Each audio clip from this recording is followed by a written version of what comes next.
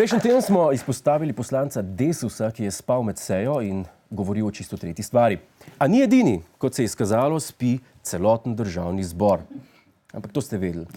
Za buhteljček Žan Mahnič iz Slovenske domobranske stranke je skupaj s priveski iz NSI zahteval, da se predsednik Pahor izreče o stanju Slovenski vojski. Žan, a si spet barbike na telefonu farmu?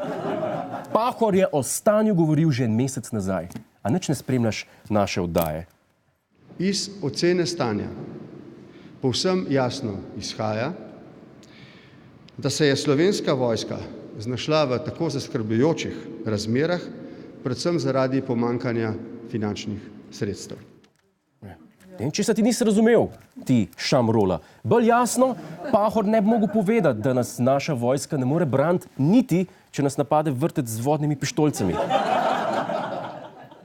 Če se odloči Hello Kitty fan klub napasti Slovenijo, nas lahko brani samo par lovcev, ki slučajno tisti dan niso na klani. Pa Jelinčič s svojim kalašnikom. Ne težiti Pahorju. A ne veste, da ima že tako ogromen dela? Pahor mora maturante pozdraviti na rolerjih.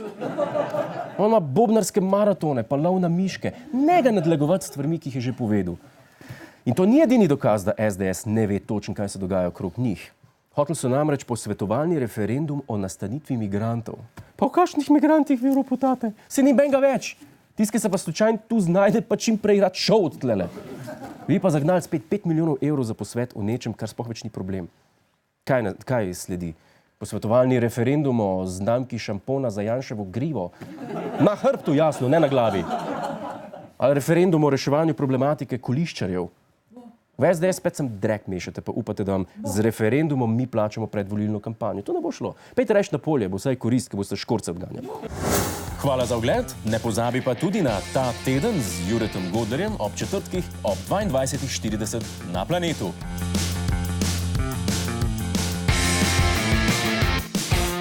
Hej tujec, polajkaj nas na Facebooku, posledi nas na Twitterju in naroči se na naš YouTube kanal.